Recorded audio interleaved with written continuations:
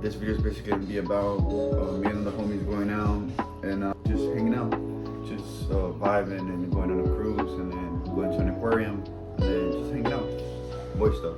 But I hope you guys like it and stay tuned to it. More videos. What happened? What happened?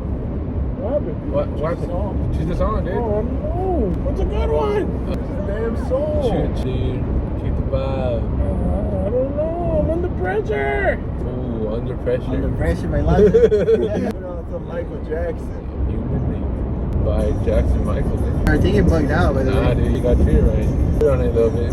That one? Yeah. Just looks like crazy.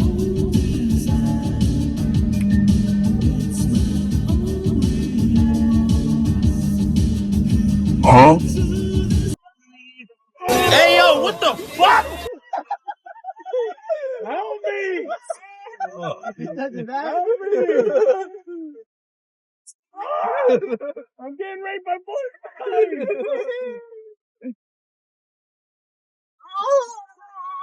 Help me! Okay. Get back, on the wheel,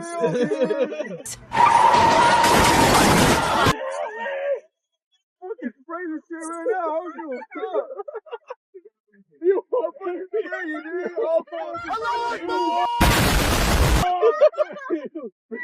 Do it! Does that cable be killing? What? Pussy.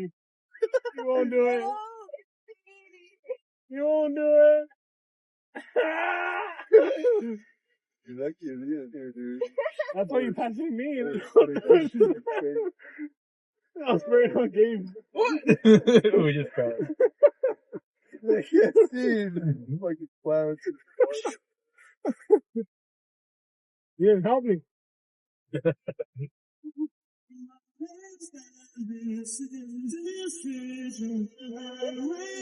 Try me.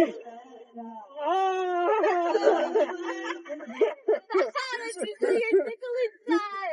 I was lying. Oh my God!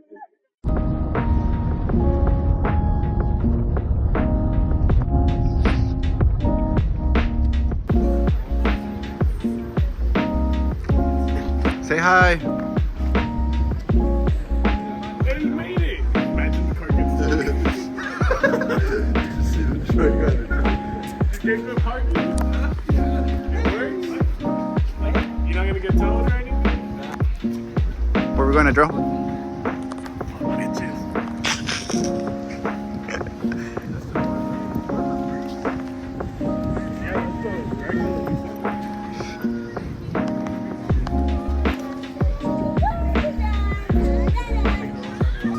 I think that thing goes fast. Is that the boat? Yeah. Hopefully we don't get hantavirus. It's always the unemployed ones.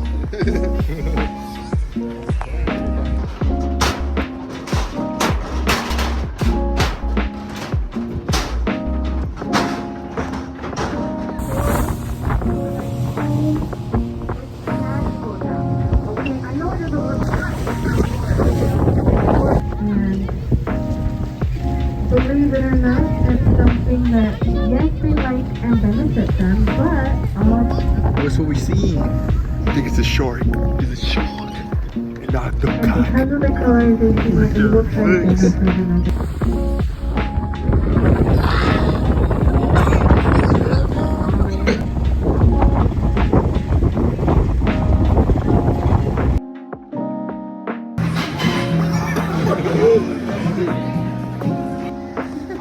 Where are we heading now, Drill?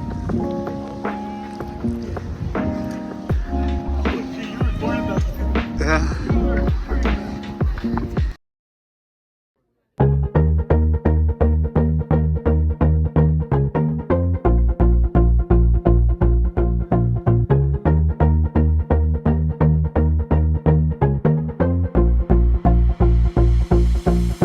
Everywhere, everywhere, everywhere I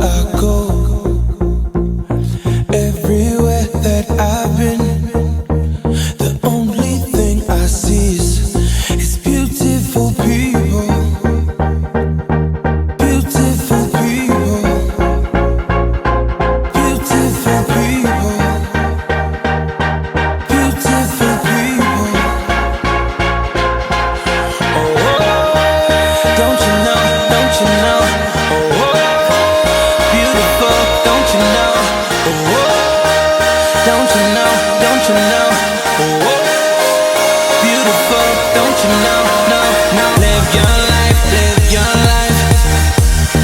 Let that love inside. It's your life, it's your.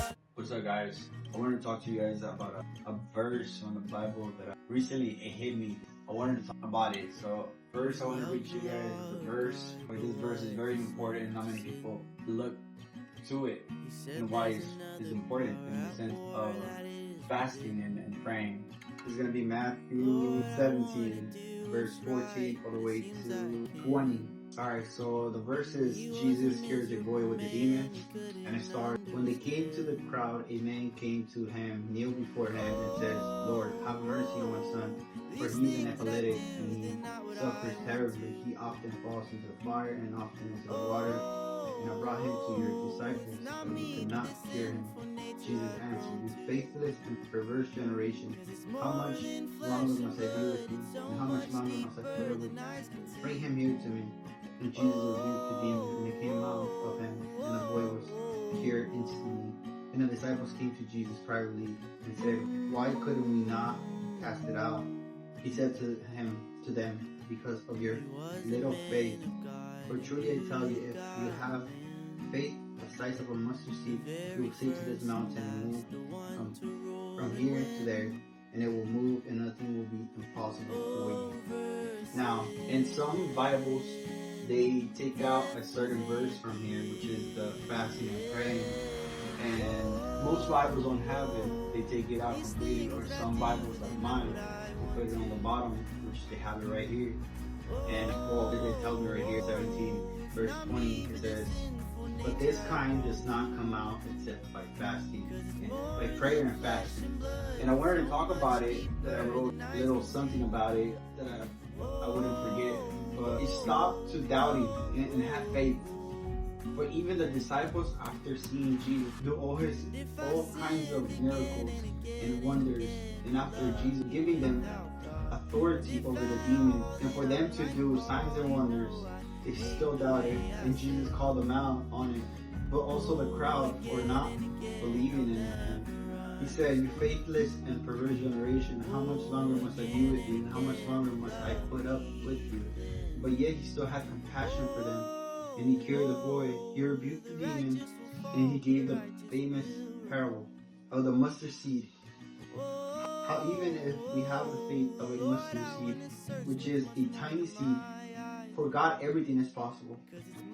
Like the verse says, you can tell a mountain to move, and it will move, and it will obey. And by that small seed of faith, which in Matthew 13:31 to 32, which describes the mustard seed growing up and becoming a great tree.